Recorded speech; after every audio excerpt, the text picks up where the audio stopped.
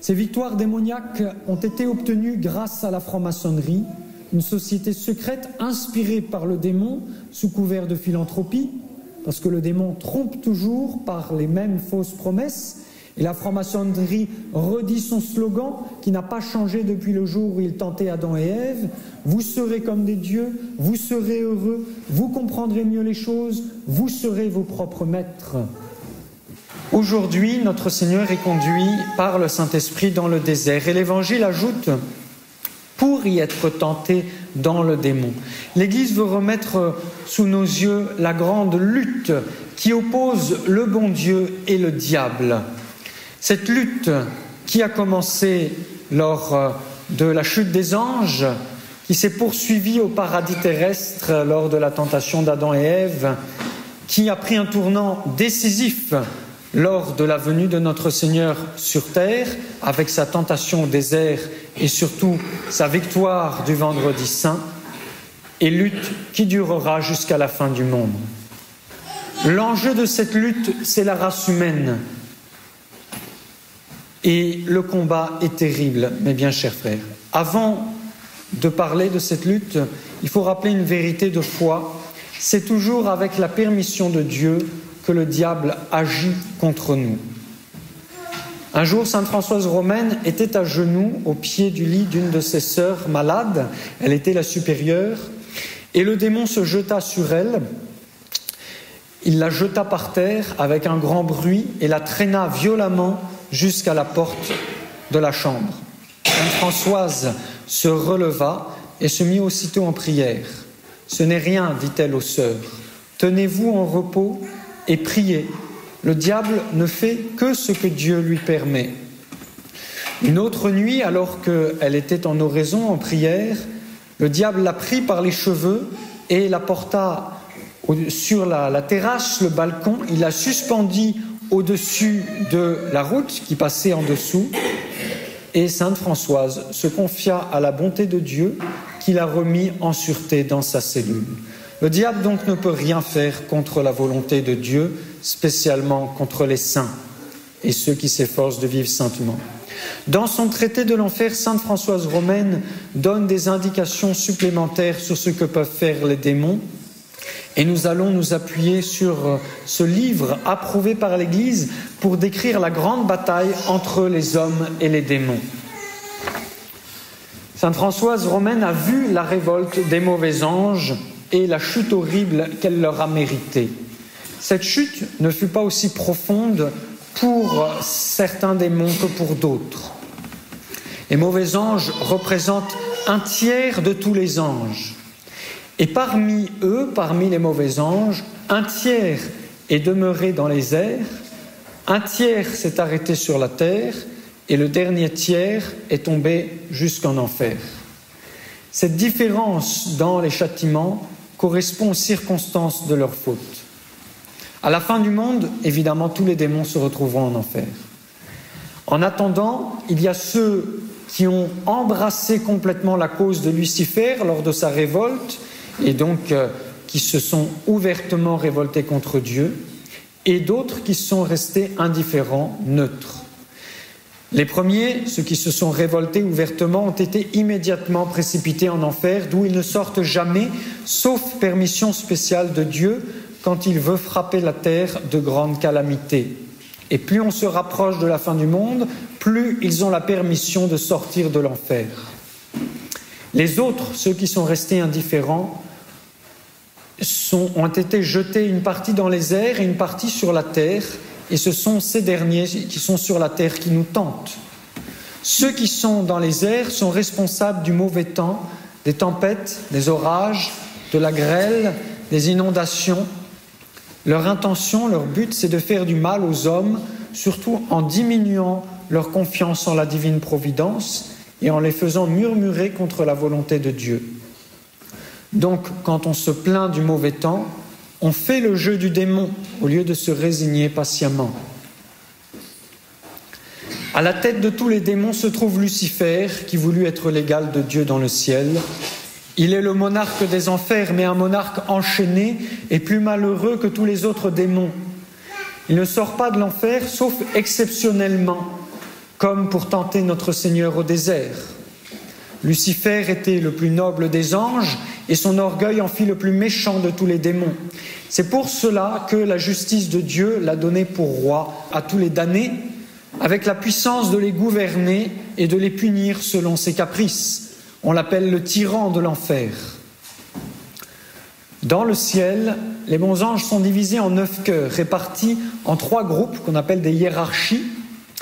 Et chacune de ces hiérarchies est présidée par un ange d'une gloire supérieure, probablement Saint Michel, Saint Gabriel et Saint Raphaël.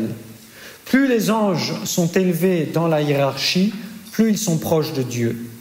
Et de même en enfer, les démons qui étaient les anges les plus grands sont maintenant dans la partie de l'enfer la plus profonde, le plus loin de Dieu. Il y a 3 étages en enfer. Dans le dernier étage se trouvent les séraphins, les chérubins et les trônes déchus. Ils endurent des tourments plus cruels que les autres et ils font souffrir à leur tour les plus grands pécheurs, ceux qui ont commis les péchés contre nature, les assassins et les prêtres damnés qui ont leur place auprès de Lucifer. Ces démons ne sont envoyés sur terre par Dieu que pour punir les grands crimes, comme les grands crimes des nations. Ça, c'est la première hiérarchie des démons. La deuxième hiérarchie des démons est formée de domination, de principauté et de puissance déchues. Elle demeure dans l'enfer du milieu. On peut deviner que, dit saint Françoise Romaine, les démons de cette hiérarchie sont sur terre, lorsque les peuples s'abandonnent au vice infâme de l'impureté. La troisième hiérarchie, qui se compose de vertus, d'archanges et d'anges, habite l'enfer supérieur. Lorsque ces démons sont lâchés sur la terre, la soif des richesses y prévaut de toutes parts, c'est-à-dire l'amour de l'argent, la cupidité. Et ces 3 niveaux de l'enfer sont composés par 3 princes qui étaient parmi les plus nobles et les plus excellents des anges avant leur chute. Le premier des 3 princes, qui commande la partie la plus basse de l'enfer, se nomme Belzébuth. Il est le prince des ténèbres et il répand ces ténèbres quand Dieu le permet dans les intelligences pour étouffer la lumière de la conscience et celle de la véritable foi, de la véritable religion.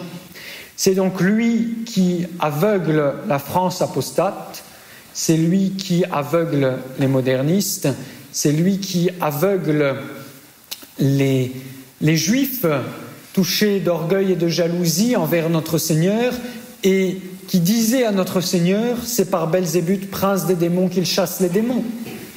Et Jésus essaya de les éclairer en disant, si c'est par Belzébuth que je chasse les démons, par qui vos fils les chassent-ils?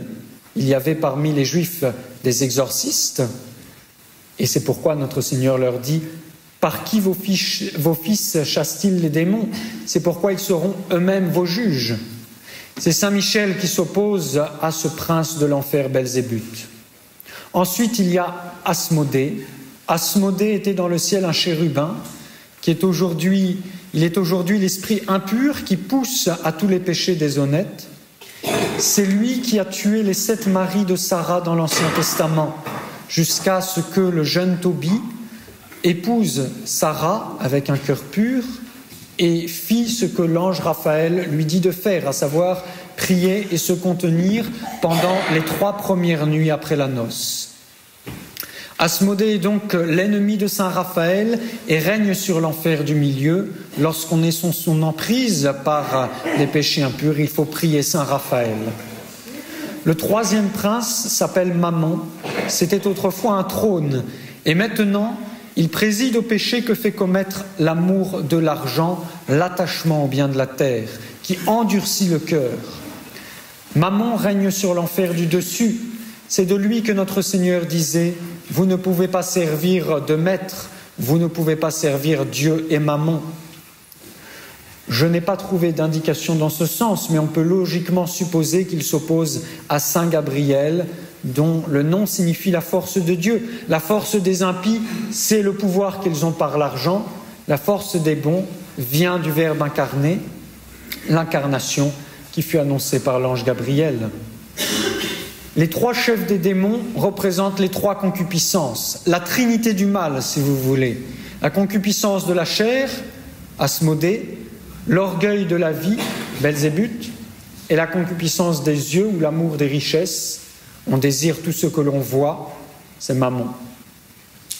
Il y a aussi d'autres démons à la tête de chacun des péchés capitaux, par exemple Belphégor pour la paresse, ou bien Léviathan pour l'orgueil avec Lucifer. C'est sous ces trois aspects des trois concupiscences que notre Seigneur fut tenté par le diable dans le désert. Ces trois chefs des démons, comme Lucifer, ne sortent jamais de leur prison, sauf cas exceptionnel. Il y a aussi les démons qui demeurent dans l'air et sur la terre et qui n'ont point d'autre chef que Lucifer lui-même. Et par conséquent, ils vivent dans une certaine forme d'indépendance, une sorte d'égalité. Et heureusement pour nous, sinon ils seraient mieux organisés et ils nous vaincraient plus facilement. Lucifer voit tous les démons, non seulement ceux qui sont autour de lui, dans l'enfer, mais ceux encore qui sont dans l'air et sur terre. Tous ceux-ci le voient sans aucun obstacle et obéissent à ses volontés. Les démons de la première hiérarchie qui vivent sur la terre, dit saint Françoise Romaine, font tomber les hommes dans le vice de l'orgueil. Ceux de la deuxième hiérarchie ne manquent pas à leur tour de les précipiter dans le cloaque impur, ce qui donne ensuite toute facilité aux démons de la troisième hiérarchie de les faire tomber dans les péchés qu'enfante l'amour de l'argent. Alors les anges qui président aux ténèbres et les aveugles leur font quitter la voie de la vérité et rendent leur retour extrêmement difficile. C'est ainsi que tous les démons s'entraident pour perdre les âmes. Le seul moyen d'échapper à ce complot infernal serait de se relever promptement de la première chute, et c'est précisément ce que les pauvres âmes ne font pas. De là, cette chaîne de tentation qui, de chute en chute, les conduit au fond du précipice. Les démons qui demeurent au milieu de nous et ont reçu le pouvoir de nous tenter sont tous des esprits qui appartiennent au dernier cœur, le cœur des anges, comme les anges gardiens. Le démon ne fait que reproduire en mal ce que le bon Dieu fait en bien. Le bon Dieu nous a donné à chacun d'entre nous un ange pour nous garder et nous donner de bonnes inspirations. Le démon a fait le contraire, il a mis auprès de chacun d'entre nous, à sa naissance, un démon gardien. Et ces anges tentateurs sont sans cesse occupés à préparer notre perte. Les moyens qu'ils emploient sont si subtils, si variés, qu'une âme qui leur échappe ne saurait que trop remercier le bon Dieu. Ce n'est pas par nos propres forces que nous échappons aux démons. Si l'on voyait, mes bien chers frères, le nombre des démons, et si l'on connaissait leur puissance et leur ruse, nous mourrions de frayeur. Il n'est pas un instant du jour et de la nuit où ces cruels ennemis n'essaient d'une tentation ou l'autre contre nous. Et s'ils ne peuvent pas nous vaincre dans les tentations, ils nous lassent par leurs attaques continuelles. Et donc la patience est l'arme défensive par excellence. Malheur à qui la laisse tomber de ses mains, dit sainte Françoise Romaine. Lorsque les démons rencontrent des âmes fortes et patientes qu'ils ne peuvent vaincre, ils appellent à leur secours des compagnons plus astucieux et plus malins. Non pas pour combattre à leur place, Dieu ne le permet pas, mais pour suggérer aux autres démons des stratagèmes plus efficaces. Sainte Françoise savait tout cela par expérience. Il était rare qu'elle soit tentée seulement par son démon à elle. D'ordinaire, ils venaient à plusieurs et, encore trop faibles, ils recouraient à la malice des démons les plus puissants. Sainte Françoise était devenue si habile dans cette guerre qu'en soutenant une attaque, elle savait à quel cœur, c'est-à-dire à quel degré, appartenait le démon qui l'avait tenté et qui il était. Une fois, elle était dans son oratoire et le démon prit la figure de son confesseur. Il se munit de plumes, d'encre et de papier. Il entre dans son petit ermitage, il s'assied auprès d'elle et il lui dit « Je veux que vous écriviez les admirables visions dont Dieu vous favorise. Quel dommage que vous ne sachiez pas écrire vous-même. Vous composeriez de gros livres en racontant ces merveilles. » Sainte Françoise reconnut facilement le démon tentateur de l'orgueil. « Misérable, lui dit-elle, tu es l'esprit de mensonge. Satan, furieux, se changea en dragon. Il prit la servante de Dieu dans sa gueule, l'écrasa plusieurs fois contre la muraille et finit par la jeter en l'air. Mais notre Seigneur l'empêcha de retomber et elle fut doucement déposée à sa place. Rien ne contrariait davantage les esprits mauvais que la tranquillité avec laquelle sainte Françoise subissait leurs attaques. Voyez, il faut se moquer du démon. Une fois que l'on est bien uni à Dieu, ancré dans notre vie de prière, le démon peut toujours nous attaquer. Il faut se moquer de lui. Un jour, elle avait allumé un cierge béni. Satan le prit, le jeta par terre et cracha dessus. Sainte Françoise lui demanda dans quel but il profanait une chose aussi sainte. « Parce que les bénédictions de l'Église me déplaisent souverainement, dit-il. » Lorsqu'une âme vaincue par les tentations meurt dans son péché, son démon gardien l'emporte avec promptitude, suivi de beaucoup d'autres démons. Ces détestables esprits se livrent ensuite à une joie féroce. Son ange gardien, l'ange gardien de cette âme, après l'avoir suivi jusqu'à l'entrée de l'enfer, se retire aussitôt qu'elle a disparu et remonte au ciel. Lorsqu'une âme, au contraire, est condamnée au purgatoire, son démon tentateur est cruellement battu par l'ordre de Lucifer pour avoir laissé échapper sa proie. Voyez combien les démons sont acharnés à notre perte, ils ont tout intérêt. Ils restent pourtant là, en dehors du purgatoire, mais assez près pour que l'âme le voie et qu'elle entende les reproches qu'il lui fait sur les causes de ses tourments. C'est parce que tu as écouté mes mauvaises inspirations que tu es maintenant là en train de souffrir terriblement dans les flammes du purgatoire. Les démons ont en effet accès au dernier degré du purgatoire, là où on expie les plus gros péchés. Non pas qu'ils peuvent entrer dans le purgatoire, mais ils se tiennent à la porte du purgatoire et ils font peur aux âmes du purgatoire. Tous les démons qui laissent ainsi échapper une âme ne peuvent plus remplir l'office de tentateur. Ils vont errant çà et là, réduits à rendre aux hommes d'autres mauvais offices quand ils peuvent. Quelquefois, Lucifer, pour les punir, les enferme dans des corps d'animaux, ou bien il s'en sert avec la permission de Dieu pour exercer des possessions.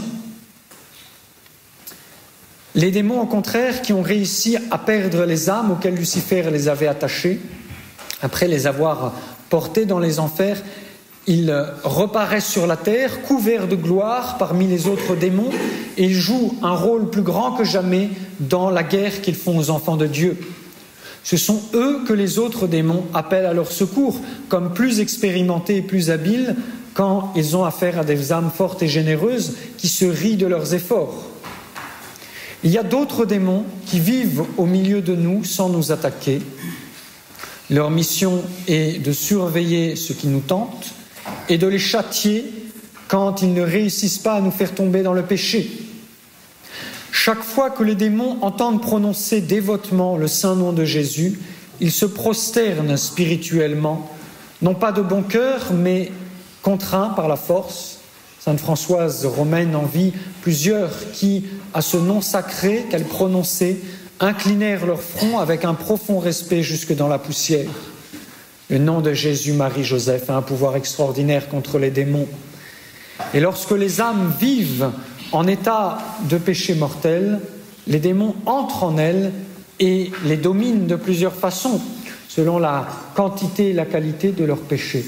Quand elles reçoivent l'absolution, quand ces âmes reçoivent l'absolution avec un cœur contrit, les démons perdent leur domination, ils délogent au plus vite, mais ils se remettent auprès d'elles pour les tenter de nouveau.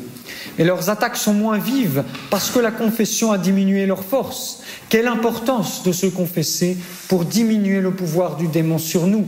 Le démon a horreur de la confession. L'action des démons s'exerce sur terre depuis les origines. Ils veulent la place de Dieu et c'est pourquoi ils se sont fait adorer par les païens. Les dieux des païens sont des démons, dit la Sainte Écriture clairement. Ce sont les démons qui ont hanté les Sibylles, les Pythies et tous les faux mystiques du paganisme qui disaient parfois des vérités, qui annonçaient l'avenir, mais pour mieux tromper les hommes.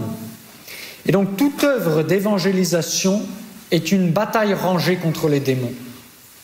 Les apôtres ont détrôné les démons du monde civilisé en prêchant le christianisme autour de la mer Méditerranée, si bien que les démons se sont réfugiés à ce moment-là dans les déserts d'Égypte. Et quand les premiers ermites y sont allés pour vivre leur vie d'ermite, les démons les ont attaqués violemment, par exemple Saint Antoine du désert. Mais ils ont encore été vaincus par la vie des ermites. Et puis Saint Martin, Saint Benoît et les autres moines ont chassé les démons des campagnes françaises et européennes. Mais les démons ont suscité alors des hérésies et des hérétiques en semant la division parmi les chrétiens qui étaient trop faibles dans leur foi. L'Église est ressortie encore grandie de cette lutte avec les hérétiques des premiers siècles. Alors, au cours des siècles, et surtout au XIVe siècle, le démon a suscité le schisme au sein de la chrétienté, si bien que la chrétienté s'est retrouvée avec 3 papes à sa tête et ne savait plus à qui obéir. Avec l'aide de son chef Jésus, agissant toujours du haut du ciel, l'Église a surmonté encore cette crise. Puis sont venues les attaques de la renaissance du paganisme et du protestantisme, par lequel le démon a voulu saper les fondements de la foi chrétienne. Et ces attaques ont mené à la Révolution française, qui s'est répandue dans le monde et qui a laissé l'Église sans soutien politique, sans une nation pour veiller sur elle.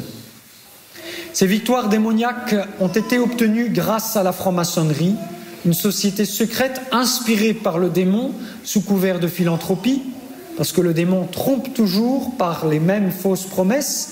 Et la franc-maçonnerie redit son slogan qui n'a pas changé depuis le jour où il tentait Adam et Ève. Vous serez comme des dieux, vous serez heureux, vous comprendrez mieux les choses, vous serez vos propres maîtres. Les mauvais esprits opèrent avec une grande continuité. Ils ont acquis une prodigieuse expérience au cours des siècles. Les démons ne dorment jamais. Ils mettent en place une stratégie à très longue échéance, préparant leur coup plusieurs siècles à l'avance. Mais le comportement des démons et de tous ceux qui font le jeu du démon n'est pas guidé par une doctrine homogène, parce que l'unité de doctrine est la conséquence de la vérité. Or, il n'y a pas de vérité en lui, dit notre Seigneur. Par conséquent, les démons changent de plan constamment. Ils opèrent même dans plusieurs directions opposées à la fois. Par exemple, nous pouvons être tentés de paresse et de superactivisme, ou bien dans le monde politique, nous avons constaté les attaques du démon avec la croix gammée, avec l'étoile rouge du communisme et avec le drapeau étoilé de Mammon, du règne de l'argent par les États-Unis. Tout ça, c'est le démon qui a suscité ces mouvements au XXe siècle pour écraser ce qui restait de catholicisme dans les nations. Donc il n'y a pas de cohésion entre eux, hormis une stratégie commune contre le Verbe incarné. La base de la pensée démoniaque, c'est le combat contre le Christ roi et son Église. Les efforts du démon n'ont pas empêché les efforts missionnaires de l'Église pour répandre l'Évangile jusqu'au bout du monde. Mais en Afrique, en Chine, en Amérique, jusqu'en Antarctique, partout, les missionnaires ont dû affronter le démon qui partout a reculé devant le signe de la croix. Dès que la messe est dite sur une nouvelle terre, Satan pouvait considérer le terrain comme perdu. C'est pour cela qu'enfin, il a lancé une bataille d'un enjeu colossal. Lucifer s'est arrangé pour que la vraie messe disparaisse, pour réoccuper le terrain qu'il avait perdu. Et ce coup, il a préparé des années à l'avance. Déjà à Luther, il a enseigné lui-même Luther contre la messe. Mais son coup contre la messe, il le préparait depuis le vendredi saint, quand il s'était emparé de l'âme de Judas pour faire tuer le Christ, le jour où le Christ célébrait sa première messe, le jeudi saint.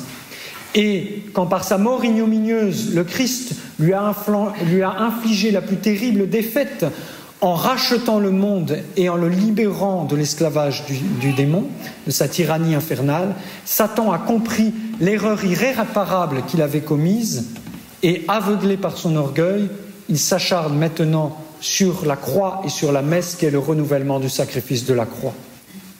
Le 13 octobre 1884, le pape Léon XIII terminait la célébration de la messe dans la chapelle Vaticane, entouré de quelques cardinaux. Il s'arrêta soudainement au pied de l'autel et se tint là environ 10 minutes, comme en extase, le visage blanc de lumière. Et puis, immédiatement, il est allé de sa chapelle à son bureau pour composer la prière à Saint-Michel avec l'instruction qu'elle soit récitée à la fin de chaque messe basse. Lorsqu'on lui a demandé ce qui était arrivé, il a expliqué qu'au moment où il s'apprêtait à quitter le pied de l'autel, il a entendu soudainement 2 voix, l'une douce et bonne, l'autre gutturale et dure. Ces 2 voix semblaient venir d'à côté du tabernacle. Dans ce dialogue, Satan se vantait qu'il pouvait détruire l'Église, mais pour cela, il demandait à notre Seigneur plus de temps et plus de puissance. Notre Seigneur accepta sa requête et lui demanda de combien de temps et de combien de puissance il avait besoin. Voyez la permission divine. Satan répondit qu'il avait besoin d'une 100aine d'années et d'un plus grand pouvoir sur ceux qui avaient été mis à son service. Notre Seigneur accorda à Satan le temps et l'énergie demandés en lui donnant toute liberté d'en disposer comme il voulait. Puis le pape Léon XIII a eu cette vision terrible. « J'ai vu la terre enveloppée dans les ténèbres et l'abîme. J'ai vu des légions de démons qui étaient dispersés à travers le monde pour détruire les œuvres de l'Église. Puis est apparu Saint Michel Archange qui chassa les mauvais esprits dans l'abîme. » Et c'est suite également à cette vision que Léon XIII a composé l'exorcisme que nous devons réciter de temps en temps pour contrecarrer l'influence du démon. Je conseille 1 fois par mois. Le démon a la haine du Christ, il a la haine de l'Église, l'épouse du Christ, il a la haine des prêtres, les ministres de l'Église. Il envoie pour perdre chaque prêtre un démon parmi les plus hauts placés de la hiérarchie diabolique, tenir tête à l'ange gardien supplémentaire que Dieu donne à chaque prêtre le jour de son ordination. Les prêtres ont 2 anges gardiens. Leur 2e ange gardien, c'est un ange très proche de Dieu, puisqu'il est chargé d'assister le prêtre célébrant le très saint sacrifice de la messe et accomplissant les œuvres du ministère. Et autour des prêtres et contre la personne des prêtres, les anges et les démons s'affrontent sans relâche, parce que l'enjeu est colossal. C'est le salut de milliers d'âmes qui dépendent de chaque prêtre. Le démon s'acharne aussi sur la papauté qui représente le Christ sur la terre. Il a la haine du pape et de tous les représentants de la hiérarchie catholique. Le démon sait confusément que tout s'arrêtera un jour pour lui, que Dieu reprendra son pouvoir et qu'il sera réduit à l'impuissance. Mais enraciné dans sa haine terrible, il cherche à lui voler le maximum d'âmes possibles pour lesquelles notre Seigneur a versé son sang. Et voilà tout l'enjeu de la bataille. Les âmes rachetées par le sang du Christ que le diable dispute une à la bonté de Dieu. Cela fait des siècles que ça dure et on dirait que pour lui ça ne fait que commencer. C'est une bataille immense, acharnée, sans trêve de part et d'autre. Une bataille qui se livre au-dessus de nos têtes et tout autour de nous et dont nous sommes les principaux antagonistes. Une bataille qui se livre à l'intérieur de nous entre l'esprit du mal agissant sur nos 3 concupiscences et l'esprit de Jésus-Christ nous donnant son exemple et sa force pour que nous résistions. Vous comprenez l'importance de faire un bon carême. Jamais le démon ne s'avouera vaincu tant que notre Seigneur ne l'aura pas définitivement terrassé. Survolté d'orgueil et de haine, et singeant le plan de Dieu, il ira jusqu'à essayer de se faire homme comme notre Seigneur s'est fait homme. Il ne pourra pas s'incarner, mais il prendra possession d'un homme à qui il fera faire tout ce qu'il veut. Ce sera le fils de perdition, l'Antéchrist. Et par cette parodie de l'incarnation, le démon essaiera de transformer le plus grand des mystères d'amour en un mystère de haine, un mystère qui procure le salut en mystère de damnation, un mystère qui unit de façon merveilleuse la nature humaine et la nature divine en un mystère qui unit l'homme et la nature angélique déchue.